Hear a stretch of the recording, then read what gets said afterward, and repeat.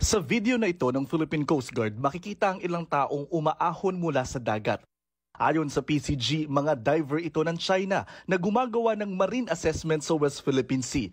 Pero ang mas nakababahala rito, sabi ng Coast Guard, lumalapit sa Palawan ang mga researcher ng China.